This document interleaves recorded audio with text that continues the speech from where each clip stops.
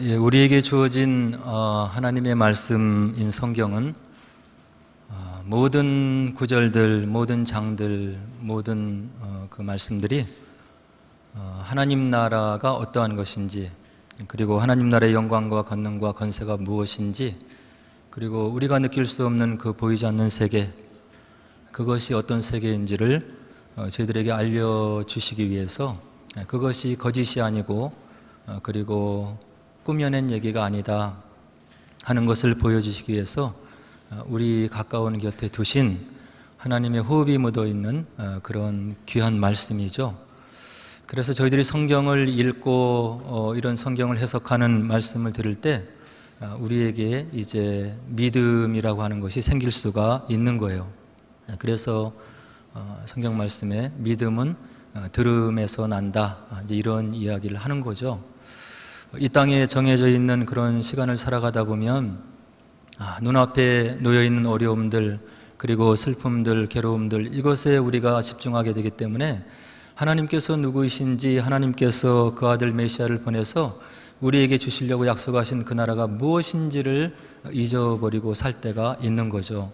그래서 말세 하나님 나라가 가까울 때 더욱 모이기를 힘쓰고 하나님 말씀을 잘 묵상하고 우리의 믿음이 식어지지 않도록 기름을 준비한 그런 깨어있는 신부, 다섯 신부가 되도록 노력하라고 우리 주님께서 당부를 해주시는 거예요.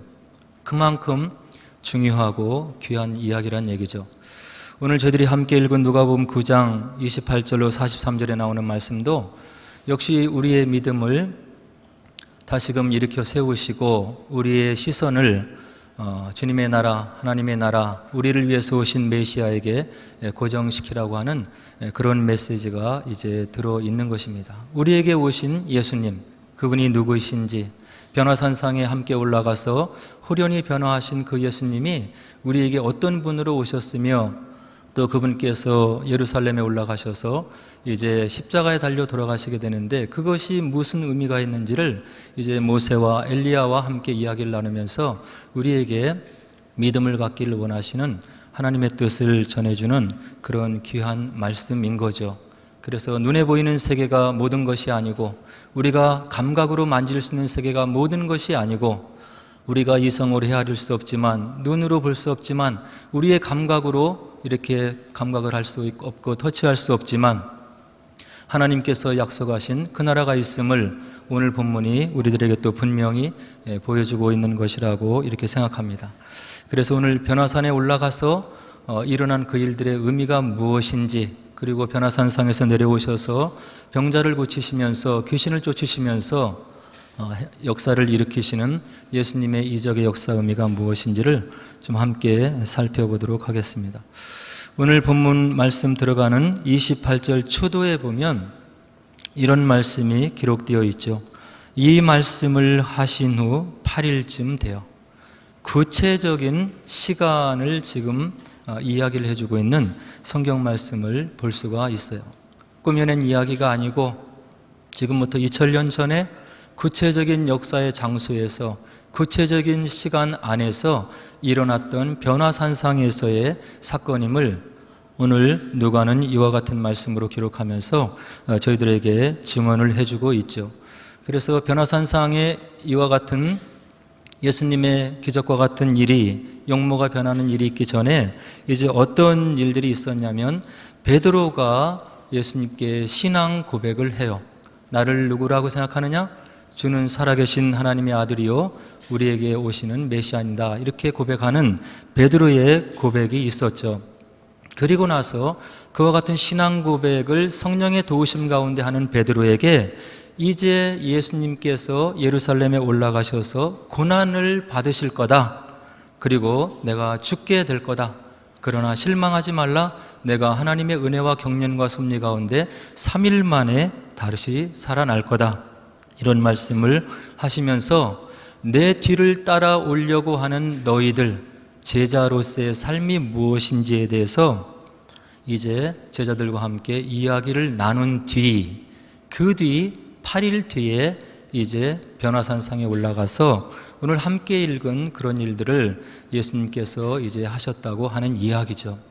이것은 무엇이냐면 제자들과 함께 예수님의 십자가 사건을 마음 깊숙한 곳에서 꺼내어서 제자들에게 이제 설명을 하면서 그것이 무슨 의미가 있는지, 그리고 나를 따라오는 제자들이라고 하는 너희들이 어떤 삶을 살아가야 되는지에 대해서 가르침을 주신 다음에 내가 너희들과 나눈 대화의 내용들, 그리고 제자로서의 사는 삶에 대해서 이야기를 했는데 그것이 참인 것이다 하는 것을 변화산상의 사건을 통해서 믿음이 없는 제자들에게 마음속 깊이 심어주시려고 하는 예수님의 바로 뜻이 있다고 하는 이야기죠. 그래서 성경은 혹자가 이야기하기를 신화를 끌어들여서 우리가 생각할 수 없는 그런 일들을 기록해 놓은 그런 신화적인 이야기가 아닌 것이고, 저와 여러분들이 살고 있는 구체적인 역사 속에서 하나님의 경륜 가운데 그 구속사역을 이루신 하나님의 뜻이 담겨 있는 그런 사건들이라고 하는 것을 오늘 누가가 28절을 시작하면서 이와 같이 구체적으로 우리들에게 증언을 해주고 있는 거예요. 그리고 이제 누가가 기록하기를 이제 예수님과 함께 제자들이 산에 올라갔다, 그런 기록을 28절에 계속해서 하고 있는데요. 이 예수님과 함께 변화산에 올라간 제자들의 이름이 거론되고 있죠. 베드로와 요한과 야고보였어요.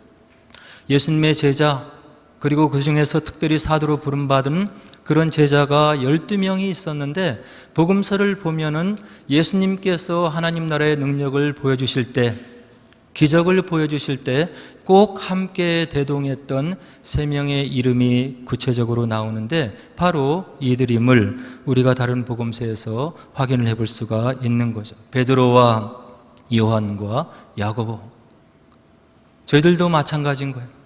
하나님의 은혜로 구원을 받고 부름을 받고 주님의 제자로서의 삶을 살아가고 있는데, 어떤 사람들은 주님과 지근거리에서 따라가면서 하나님 나라의 능력이 무엇인지, 기도의 삶이 무엇인지, 성경 속에서 얘기하는 여러 가지 성령의 은사가 무엇인지를 체험하면서 하나님 나라에 구체적으로 동역하는 그런 삶을 살아가는 체험 있는 신하들이, 그리고 제자들이 있다고 하는 이야기죠. 그러나 멀찍이서 예수님과 거리를 두고 한 발을 사이에 들어놓고 세상에 내려놓고 그리고 주님을 따라가려고 하는 힘겨운 믿음 생활을 하고 있는 우리 주변의 믿음의 또 심령들도 우리가 볼 수 있다고 하는 거예요. 그래서 바라기는 오늘 본문에 나오는 베드로와 요한과 야고보와 같이 주의 말씀을 마음속에 믿고 신실하게 신앙생활해서 하늘나라의 능력을 체험하는, 그런 능력의 삶을 체험한 그런 제자로서의 삶을 저와 여러분들이 좀 살아갔으면 좋겠다 하는 생각을 오늘 베드로와 요한과 야고보의 삶을 보면서 한번 가져보게 되는 거죠. 오늘 변화산이라고 하는 구체적인 역사의 현장이 드러나고 있는데요. 이 변화산은 해발 약 588m나 되는 그런 산이라고 이렇게 이야기를 전해주고 있어요. 우리가 알고 있는 서울에 있는 남산의 높이가 해발 약 262m라고 하니까 변화산의 높이를 저희들이 어림잡아 짐작을 해볼 수가 있는 거죠. 그래서 갈릴리 호수에서 서쪽으로 약 18km 떨어져 있는 구체적인 역사의 장소에서 오늘 본문의 변화산 사건의 기적이 이제 일어나게 되는 거예요. 그래서 변화산에서 일어났던 예수님의 용모가 하늘의 천사와 같이 변화되는 그런 기적의 역사를 기록하고 있는 누가의 기록을 보면 뭐라고 시작하냐면, 기도하러 산으로 올라갈 때 이와 같은 변화산에 큰 기적이 일어났더라, 이렇게 기록해 놓고 있는 것을 볼 수가 있죠. 오늘 변화산상에 일어났던 예수님의 용모의 변화 사건은 다른 복음서에도 또 우리가 찾아볼 수가 있어요. 마가복음 9장에도 나오고 마태복음 17장에도 동일한 변화상의 그 변화의 사건이 기록되어서 우리들에게 전해지고 있는 것을 복음서를 통해서 확인해 볼 수 있는데요. 특별히 오늘 누가가 예수님의 변화산상에 이 변화의 기적을 기록하면서 특별히 첨가하고 있는 그런 단어들이 있는데 무엇이냐면, 기도하러 산에 올라가셨을 때 라고 하는 기도라고 하는 것을 누가가 특별히 기록해 놓고 있는 것을 저희들이 눈여겨서 바라봐야 되는 거죠. 우리가 복음서를 3권을 갖고 있고 제4복음서, 요한복음서까지 우리가 4개의 복음서를 가지고 있는데 각각의 복음서가 예수님을 그리고 있는 모습들이 다르다고 일전에 한번 설명을 드렸던 것 같아요. 마태는 왕으로 오시는 예수님, 마가는 종으로 오시는 예수님, 그리고 오늘 본문에 나오는 누가는 사람으로 오신 예수님에 대해서, 그리고 요한은 요한복음에서 하나님의 아들로서의 예수님에 대해서 기록을 해놓고 있고 그에 대한 복음을 우리들에게 전해놓고 있는 거죠. 그래서 누가가 사람으로, 사람의 아들로, 인자로 오신 그 예수님에 대해서 구체적으로 기록하고 있으면서 동일한 변화산 사건을 기록하되 특별히 기도를 첨가해서 강조하고 있는 것은 그 나름대로 의미가 있는 거예요. 인간의 모습을 100% 입고 오신 예수님이 하나님의 뜻을 온전히 이루어드리기 위해서는 인간은 철저히 하나님께 의존적인 존재로 지음을 받았기 때문에 하나님을, 성부 하나님을 철저히 의지하는 그런 모습을 저희들에게 보여주고 있다고 하는 이야기죠. 예수님을 믿고 따라가고 예수님의 인격을 닮아가기를 소원하고 소망하는 저희들도 이와 같은 예수님의 모습을 닮아가야 되는 거예요. 이 땅을 살아가면서 인간으로서 철저히 시간과 공간의 제한을 받고 있고 하나님께, 창조주에게 의존적인 존재로 지음을 받은 저희들이 하나님 없어도 살 수 있을 것인 양 살아가는 태도는 절대로 안 된다고 하는 것을 오늘 본문을 기록한 누가가 우리들에게 분명히 이야기를 해주고 있는 거예요. 변화산상에 올라가셔서 하나님의 은혜 가운데, 섭리 가운데, 경륜 가운데 그 모습이 변화되셔서 예수님이 누구이신지를, 하나님의 아들이심을, 메시아이심을 제자들에게 증거하려고 하는 그런 사건을 일으키신 하나님께서 누가를 통해서 변화산상의 사건을 기록하게 하시는데 기도하러 산으로 올라가실 때 이와 같은 일이 일어났더라. 이와 같이 저희들에게 전해주고 있는 거죠.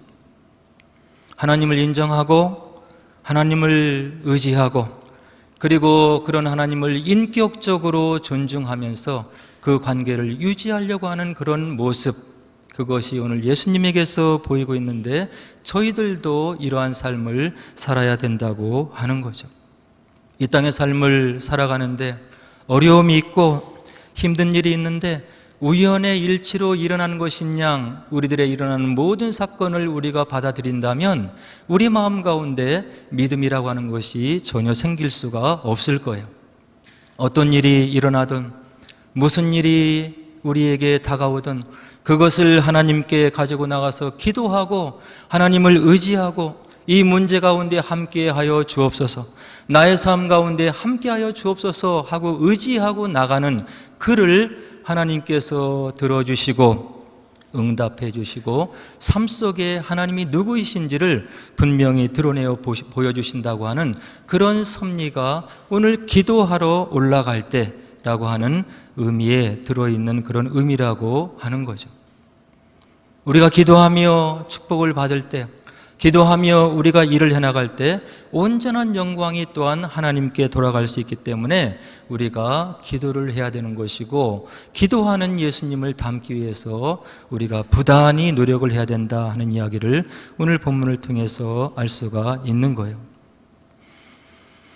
이와 같이 기도하러 변화산에 올라가셨을 때 일어난 일들이 있는데 29절로 31절이 우리들에게 이야기를 해주고 있죠. 29절에 보니까 예수님의 용모가 변화되고 그 옷이 휘어져 광채가 났더라. 잘못된 신학, 하나님의 성령의 역사가 없는 신학을 가지고 있는 학자들은 예수님에 대해서 이야기하기를 우리와 동등된 것으로 태어난 사람이 인간이고 그가 바로 예수였다. 그의 삶의 어느 한순간에 성령의 체험을 강력하게 받아서 그에게 메시아 사역을 인지시켜 주셨고 그가 메시아로서의 사역을 감당하다가 이 땅에서 생을 마감한 사람이 인간 예수이다, 이렇게 이야기를 하고 해석을 하는 거죠. 그러나 성경 구석구석을 보면 제가 또 말씀 시간에 여러 번 말씀드렸듯이 예수님은 이와 같이 단순한 인간으로 태어나서 이 땅의 삶을 살다가 어느 한순간에 하나님의 부름을 받아서 메시아로서의 삶을 살아가는 것이 아니라 태어난 예수님의 어릴 적부터, 아니 예수님께서 마리아의 몸에 바로 잉태가 되는 그 순간 이전부터, 태초 이전부터 성자 하나님으로 우리가 알 수 있는 여러 가지 성경 구절이 있음을 우리들이 분명히 알 수가 있는 거죠. 그래서 우리에게 메시아 사역을 감당하기 위해서 오신 그 예수님은 오늘 변화산상에서 우리들에게 증언해 주기를, 이는 하나님께서 만세 전에 자유의지를 부여해 주신 인간이 타락했을 때, 그런 가능성이 있을 때를 대비해서 하나님께서 예비해 주신 그런 메시아로서 우리 가운데 오신 분이라고 하는 것을 오늘 변화산상에서 변화되는 예수님의 모습, 말씀을 통해서 우리들에게 분명하게 이야기를 해주고 있는 거죠. 그리고 30절에 보니까 이런 변화산상에서 변화되신 그런 예수님 옆에 서 있는, 등장하는 두 사람의 이름이 나타나고 있죠. 하나는 모세이고 다른 하나는 엘리야라고 기록되어 있어요. 그럼 왜 꼭 구약의 많은 사람들 중에 모세가 등장하고 엘리야가 등장하고 있는 것일까요? 구약을 크게 나누어 보면 율법과 예언이라고 우리가 볼 수 있는 거예요. 구약에 나와 있는 모든 율법, 구약에 나와 있는 모든 예언이 누구를 향하고 있냐면 바로 오신 메시아 예수님을 향하고 있는 거죠. 그래서 오늘 하나님의 은혜 가운데, 섭리 가운데, 경륜 가운데 변화산상에서 예수님의 용모가 호련히 변화되고 난 다음에 두 사람이 나타나는데, 모세와 엘리야가 나타나는데, 모세는 구약의 율법을 대표하는 사람이고 엘리야는 구약의 모든 선지자, 예언을 대표하는 사람으로 지금 등장을 하고 있는 거예요. 그래서 오신 예수님은 율법이 얘기한 메시아, 그리고 하나님의 종들이 선포한 예언이 얘기해주고 있는 메시아, 바로 그분이 예수님이심을 오늘 모세와 엘리야가 변화산상에서 제자들에게 증언을 해주고 있는 거죠. 이와 같이 모세가, 엘리야가 또 예수님에게 나타나서 그들이 나눈 이야기가 있는데, 구체적으로 무엇을 나누었냐면 31절에 보니까 장차 예수님께서 예루살렘에서 별세하실 것을 의논하셨더라, 이렇게 누가가 저희들에게 기록을 해주고 있어요.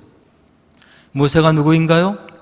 이스라엘 백성을 애굽의 종살이 노예에서 하나님의 크신 권능을 시연해 보이면서 그들을 구출해내서 홍해를 가르고 건너고 광야 40년을 지냈던 그런 훌륭한 바로 하나님의 종이었던 사람이죠.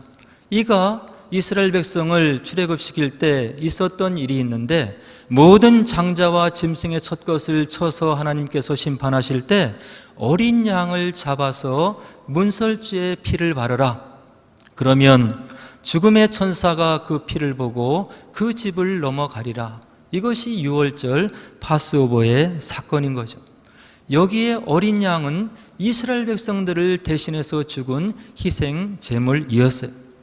이 어린 양은 앞으로 오셔서 이 모든 인간들의 죄를 대신해서 돌아가실 메시아를 예표하는 그런 사역이었는데, 그때의 그 사건을 친히 진두지휘했던 모세가 예수님께 지금 나타나서 앞으로 예루살렘에서 예수님께서 돌아가실 그 일을 함께 의논하신 것이다, 이렇게 누가가 우리들에게 증언을 해주고 있는 거죠.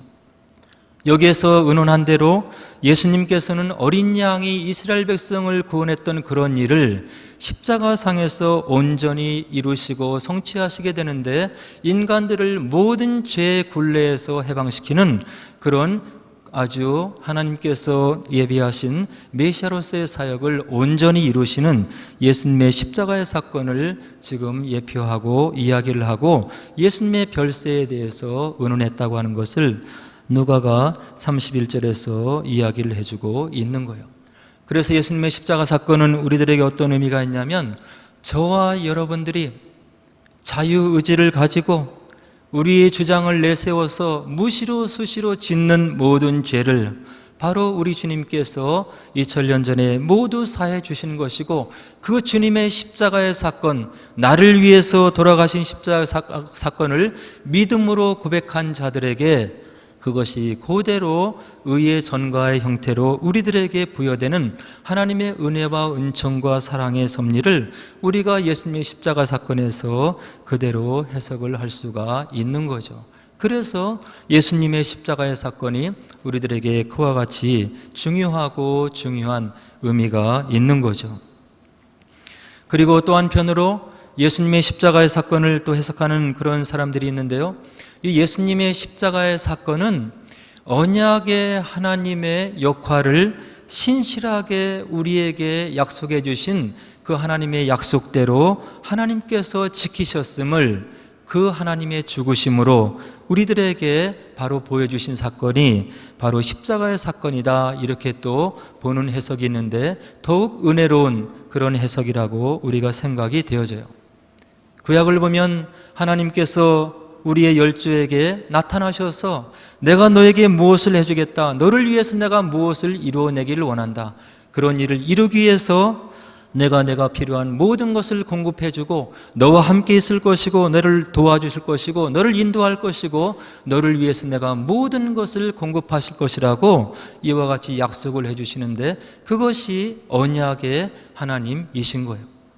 우리들이 이 땅에 살아가는데 필요한 모든 것, 닥치는 모든 어려움들을 어떻게 하나님께서 함께해 주실 것인지, 그것을 가지고 나와서 모든 염려를 하나님께 맡기는 자에게 어떻게 역사하실 것인지를 하나님께서 하나님의 이름을 걸고 우리에게 말씀을 통해서 약속해 주고 있는데, 그것이 바로 언약의 하나님이라고 하는 거예요. 인간은 변할 수가 있죠.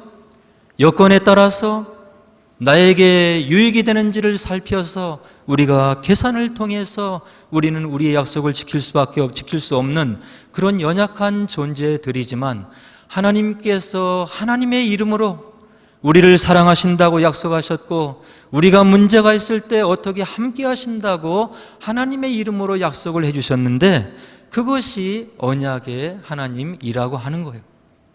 그래서 말씀 속에서 언약의 하나님으로 나타나신 그 하나님께서 우리를 사랑하심을 십자가에서 돌아가심으로 우리에게 그 사랑을 확증시켜 주셨다고 바울 사도가 이야기하는데, 십자가의 돌아가심이 바로 그 언약의 하나님의 약속을 지키심이라고 또 보면서 우리에게 큰 은혜가 되는 것을 우리가 해석해서 알 수가 있는 거죠. 이와 같이 약속에 신실한 하나님께서 이제 변화산상에서 예수님의 일을 의논하면서 우리들에게 믿음을 더욱 심어주시기 위한 그런 일들을 경륜 가운데 하시는 것을 볼 수 있겠고요. 그런데 이와 같은 일을 변화산상에서 하나님께서 이루어 나가시는데 32절에 보니까 제자들의 모습이 나타나고 있어요. 베드로와 함께 있는 자들이 깊이 졸다가 온전히 깨어나. 그들에게 믿음을 심어주기 위해서 하나님께서 은혜 가운데 변화산상에 이와 같은 기적을 보여주시는데, 제자들은 깊이 졸다가 깨어난 그런 연약한 모습을 볼 수가 있는 거죠. 연약한 제자들의 모습, 바로 저와 여러분들의 모습인 거예요. 하나님을 위해서 무엇인가 일을 한다고 하지만 좋은 결과를 이루어내기보다는 여러 가지 흠이 있고 부족한 모습을 보이는 우리들의 연약한 모습을 오늘 제자들의 모습을 통해서 이제 볼 수가 있는 거죠. 이렇게 니즈막하게 깨어난 제자 중에 이제 32절에 보니까 예수의 영광과 및 함께 선 두 사람을 제자들이 이제 일어나서 보게 돼요. 그리고 나서 33절에 베드로가 이제 이야기를 하는데, 주여 우리가 여기 있는 것이 좋사오니 우리가 초막셋을 짓되 하나는 주를 위하여 하나는 모세를 위하여 하나는 엘리야를 위하여 하사이다 하되 자기가 하는 말을 자기도 알지 못하더라. 자다가 깨어나서 눈앞에서 벌어지는 엄청난 광경을 목도한 베드로가 여기가 좋사오니, 그러나 본인이 무엇을 이야기하는지 자기도 알지 못하는 그런 이야기를 하더라고 바로 누가가 우리들에게 기록을 하고 있죠. 이것은 아마도 엄청난 말로 형용할 수 없는 광경을 목도한 인간의 반응이라고 생각이 되는 거예요. 3층천을 올라간 사도 바울은 다음과 같은 고백을 고린도서 12장 4절에서 하고 있는데요. 그가 낙원으로 이끌려가서 말로 표현할 수 없는 말을 들었으니 사람이 가히 이르지 못할 말이로다. 하나님 나라의 능력을, 하나님 나라의 현존을, 실존을 확인한 사람들이 공히 고백하는 고백이 바로 이와 같은 고백이라고 하는 거죠. 자기가 알지 못하는 말을 하더라. 가히 말로 이르지 못하는 그런 말을 바로 바울이 고백을 하게 되는 거예요. 그래서 이와 같이 은혜 가운데, 하나님의 뜻 가운데 우리가 하나님 나라의 능력을 체험하고 성령의 역사를 체험하면 바로 우리에게 믿음이 생기는 것이고, 그 믿음을 가지고 있다고 한다면 세상 속에서 벌어지는 모든 고귀한 가치들을 바로 우리가 믿음으로 상대화시킬 수 있는 그런 믿음의 실력이 우리들 가운데 생길 수가 있다고 하는 이야기예요. 이것을 삶으로 보여준 것이 순교자들의 삶인 거죠. 가장 소중한 목숨, 그것을 상대화시키면서 믿음을 저버리지 않고 믿음을 지켰던 우리 순교자들의 걸음을 우리가 교회사를 통해서 확인을 해볼 수가 있는 거예요. 그리고 엄청난 영적인 체험을 한 제자들의 반응을 36절에서 보니까 제자들이 잠잠하여 그 본 것을 무엇이든지 그때에는 아무에게도 이르지 아니하더라. 하나님 나라의 역사를 체험한 사람들이 보인 참된 반응이라고 볼 수가 있는 거죠. 큰 권능, 이해할 수 없는 일, 우리가 도저히 상상할 수 없는 일을 기도 가운데, 응답 가운데 체험하면 우리가 하나님 앞에 입을 다물 수밖에 없고 하나님의 하나님 되심을 인정할 수밖에 없다고 하는 그런 고백을 오늘 누가가 36절에서 우리들에게 전해주고 있는 거예요. 그리고 이와 같은 일들이 있은 다음에 하나님께서 구체적으로 변화산상에 있는 제자들에게 예수님이 누구이신지에 대해서 분명하게 말씀을 해주고 있는데, 구름 속에서 소리가 나서 이르되 이는 나의 아들 곧 택함을 받은 자니 너희는 가서 그의 말을 들으라. 예수님이 누구이신지 베드로와 야고보와 요한에게 하나님께서 분명히 구름 가운데 이야기를 해주시고 있는 거예요. 나의 아들이고 내가 너희들을 위해서 보낸, 너희들이 기다렸던 메시아이심을 우리 성부 하나님께서 그의 음성을 통해서 세 명의 사도들에게 분명히 전해주고 있는 거죠. 변화산상에서 제자들은 말로 표현할 수 없는 엄청난 하나님 나라의 능력을 눈으로 체험하고 마음에 큰 믿음을 가지고 이제 산에서 내려오게 되죠. 하나님의 은혜를 받으면 하나님의 은혜 가운데 머물러 있어서 그 나라만을 바라보면서 영적인 것만 추구하고 거기에 머물러 있으면 안 된다고 하는 것을 그 다음에 나오는 36절로 43절의 말씀이 우리들에게 전해주고 있는 거예요.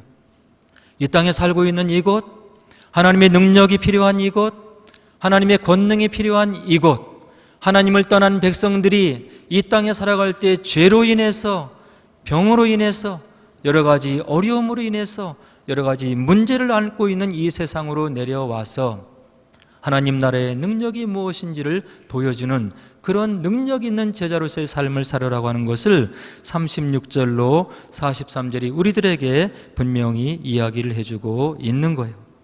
귀신 들린 아이를 가진 아버지가 등장을 하고 그가 귀신 들린 아들을 고쳐주기를 원해서 제자들에게 부탁을 했지만 선생님의 제자들이 그것을 쫓아내지 못하더이다. 변화산상 밑에 있던 제자들이 예수님을 따라다니고 예수님이 누구인지 그리고 하나님 나라의 능력을 본 그들이지만 그들에게 요청을 했을 때 그들이 그 문제를 해결하지 못하는 안타까운 가운데 있음을 이 마음에 애가 타는 아버지가 내려오시는 예수님과 사도 베드로와 야고보와 요한에게, 특별히 예수님에게 이야기를 해주고 있는 거죠. 그래서 예수님께서 이와 같은 말씀을 41절에서 이야기를 해주고 계세요. 예수님께서 대답하여 이르시되 믿음이 없고 패역한 세대여 내가 얼마나 너희와 함께 있으며 너희에게 참으리요. 제자들에게 그와 같이 하나님 나라가 무엇인지 병자를 고쳐주시면서 너희들이 기도하면 이와 같은 하나님 나라의 능력을 체험할 것이고, 그리고 너희들이 능력 있는 삶을 살 것이라고, 그리고 너희들에게 주기를 원하는 하나님 나라의 권능이 무엇임을 내가 너희들에게 그렇게 누누이 설명했건만 아직도 믿음이 없는 세대냐? 그렇게 믿음이 없는 고, 그리고 그렇게 악한 세대에 살고 있느냐 하면서 책망하시는 예수님의 음성을 우리가 볼 수가 있는 거죠. 저와 여러분들은 어떤 신앙생활을 하고 있습니까? 하나님 나라의 능력이 무엇인지, 주님께 받는 기도의 응답이 무엇인지, 주님께서 마음 가운데 울려주시는 그 음성을 순종했을 때 하나님께서 나의 삶 속에, 나의 가정 속에 어떻게 역사하셨는지를 체험하지 못하면 우리들이 어떻게 이 패역한 세대 가운데서 능력 있는 삶을 살 수 있겠느냐 하는 생각을 예수님의 꾸중을 들으면서 우리가 생각을 해보게 되는 거예요. 이와 같이 믿음이 없는 사람들에게 예수님께서 얘기하시기를 내 아들을 이리로 데리고 오라. 이 말씀이 떨어지자 귀신이 예수님을 알아보고 42절에서 발작을 일으키는 그런 모습을 기록해 놓고, 그가 귀신을 꾸짖을 때 아이를 낫게 하셨고 그 아버지에게 도로 주셨더라. 문제를 해결해 주시는 예수님을 42절에서 누가가 우리들에게 보여주고 있는 거죠. 저와 여러분들에게 어떤 문제가 있습니까? 문제 해결이 예수님께 있음을 아는 것이 믿음이고, 그 문제 해결자 되신 예수님께 기도하는 것이 믿음이고, 기도해서 응답을 받고 능력 있게 살아가는 것이 우리들에게 원하시는 하나님의 뜻이라고 하는 것을 오늘 본문을 통해서 우리들이 분명하게 헤아려 알 수 있는 거예요.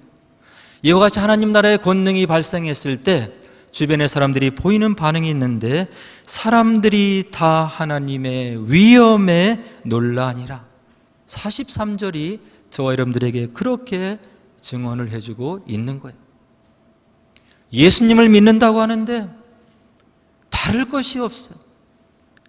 헌신도 없고 주변의 사람들에게 희생해서 섬기는 모습을 찾아볼 수 없고, 인내하는 것을 찾아볼 수 없고, 사랑하는 모습을 찾아볼 수 없고, 주님을 위해서 결단하는 모습을 찾아볼 수 없고, 그의 삶을 통해서 예수님의 모습을 발견할 수 없다면 저와 여러분들의 믿음을 돌아봐야 되는 거예요. 나의 삶을 통해서, 나의 믿음을 통해서, 헌신을 통해서 주변의 사람들을 일으켜 세우는 헌신과 봉사의 삶을 통해서 사람들이 예수님의 모습을 발견해야 되는 거예요.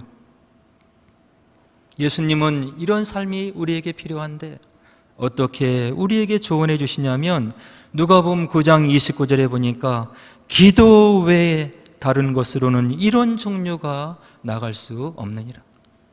저와 여러분들이 인간의 마음으로 어떻게 희생할 수 있겠습니까? 인간의 마음으로, 우리의 주장으로 어떻게 주님을 위해서 무엇을 할 수 있겠다고 우리가 감히 이야기를 할 수 있겠습니까? 우리가 무엇인가를 해놓고 모든 것을 할 수 있게 하신 하나님께 영광을 돌리는 그런 겸비함을 저와 여러분들이 어떻게 가질 수가 있겠냐고 하는 이야기예요. 기도하지 않고 하나님 나라의 능력을 어떻게 우리가 체험할 수가 있냐는 이야기죠. 오늘 저희에게 주어진 성경 말씀은 이와 같은 참된 믿음을, 예수님을 따라가는 사람들이 갖기를 원하시는 하나님의 사랑의 마음이 담겨져 있는 거예요. 성경을 읽으면서 하나님 나라가 무엇인지, 기도가 무엇인지, 기도의 능력이 무엇인지, 믿음으로 살아간다는 뜻이 무엇인지를 깨달아 알고 예수님 닮은 삶을 살기를 원하시는 주님의 간절함이 배어있는 사랑의 메시지가 바로 하나님 말씀, 성경임을 우리들이 마음에 다시금 새겨서 말씀을 가까이 하시고 기도해서 주님 닮은 모습이 저와 여러분들의 삶 속에서 드러나서 주님 나라가 증언되고 우리를 통해서 죽어가는 심령들이 살아나는 그런 참된 주님의 자녀, 예수님의 참된 제자의 삶을 사시기를 주님의 이름으로 간절히 축원을 드립니다. 이제 오늘 본문의 말씀을 생각하면서 함께 기도하도록 하겠습니다.